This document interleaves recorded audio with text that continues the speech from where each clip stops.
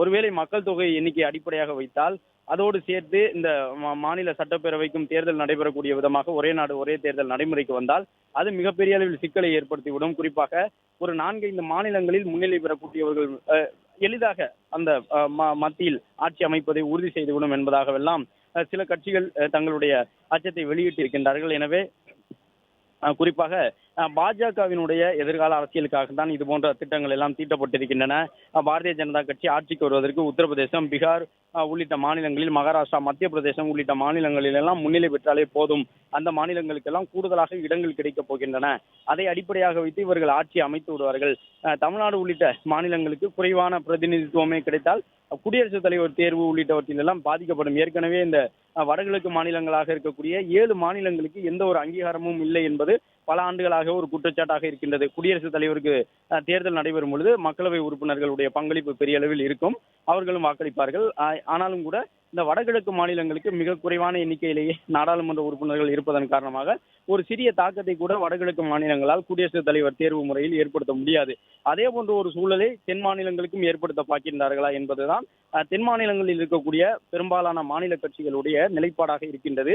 எனவே குடியரசுத் தலைவர் தேர்தலில் தென் மாநிலங்கள் எந்த ஒரு பங்களிப்பும் செய்ய முடியாத ஒரு சூழல் உருவாகிவிடும். மக்கள் தொகை அடிப்படையிலே மறுவரையறை செய்யப்பட்டால் அதன் காரணமாக அதையெல்லாம் முன்வைத்திருக்கக்கூடிய தென் மாநிலங்கள் இதற்கு கடுமையான எதிர்வினையை நாடாளுமன்றத்தில் பதிவு செய்திருக்கின்றார்கள். மசோதா அறிமுகத்தின் பொழுதும் கூட கடுமையாக தங்களுடைய எதிர்ப்பை தெரிவித்திருந்தார்கள். 543 அப்படியே இருக்கட்டும் என்று சொல்லியிருந்தார்கள். எனவே இப்போது நடைபெறக்கூடிய இந்த ஆலோசனை கூட்டம் என்பது மக்களவை இடங்களை மறுசீரமைப்பு செய்வது தொடர்பாக மட்டுமே பேசப்படும் என்றால் அது கிடையாது. அதை கடந்த அரசியல் ரீதியாக வேறு சில விஷயங்களும் உறுதியாக பேசப்படும் என்று எதிர்பார்க்கப்படுகின்றது. குறிப்பாக ஒரே நாடு ஒரே தேர்தல் தொடர்பாக சில ஐயப்பாடுகளை முதலமைச்சர் மற்ற கட்சி உறுப்பினர்களிடம் எடுத்துக் கூறுவதற்கான வாய்ப்பும் இருப்பதாக சொல்லியிருக்கின்றார்கள். காங்கிரஸ், விடுதலை சிறுத்தைகள் கட்சி, மதிமுக உள்ளிட்ட கட்சிகள் எல்லாம் பங்கேற்று இருக்கக்கூடிய இந்த கூட்டத்திலே ஒரே நாடு ஒரே தேர்தல் தொடர்பாகவும் அதை முன்வைத்து இந்த மக்களவை இடங்கள் எல்லாம் மறுசீரமைப்பு செய்யப்படுகின்றதா என்பதையெல்லாம் ஒப்பிட்டு தான் முதலமைச்சர் ஆலோசனையிலே ஈடுபடுவார்.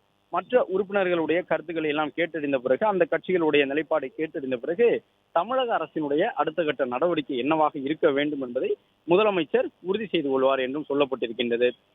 அதே நேரம் பல்வேறு அமைச்சர்கள், அருண்ராஜ் உள்ளிட்டவர்கள், ராஜ்மோகன் உள்ளிட்டவர்கள் எல்லாம் இன்றைக்கு செய்தியாளர்களை சந்தித்து நாங்கள் ஏற்கனவே கூறியிருந்தோம், அதிமுகவிற்கும் திமுகவிற்கும் இடையிலே ஒரு நட்புறவு மலர்ந்திருக்கின்றது என்று, இன்றைக்கு அதுதான் தெரிய வந்திருக்கின்றது என்றெல்லாம் சொல்லியிருந்தார்கள்.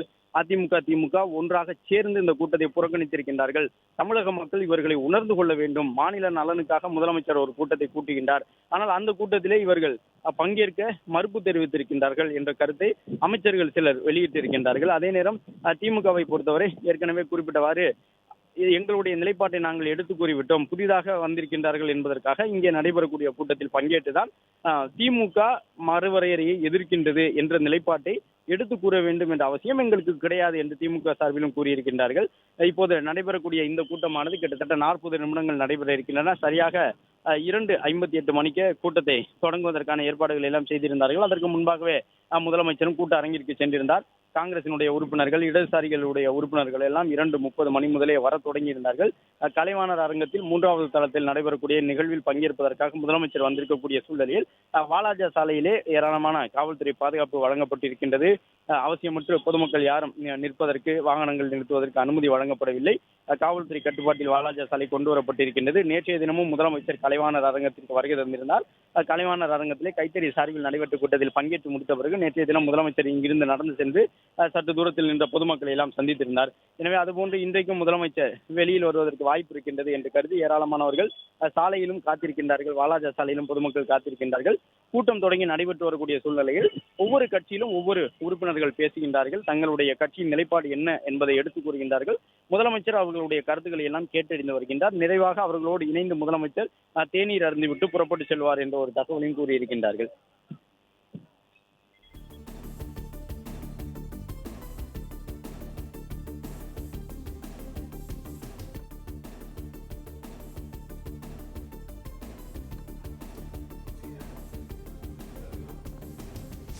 பிளே ஸ்டோர் மற்றும் ஆப் ஸ்டோரில் இருந்து பாலிமர் செயலியை QR கோடு மூலம் பதிவிறக்கம் செய்யுங்கள். செய்திகளை உடனுக்குடன் பெறுங்கள்.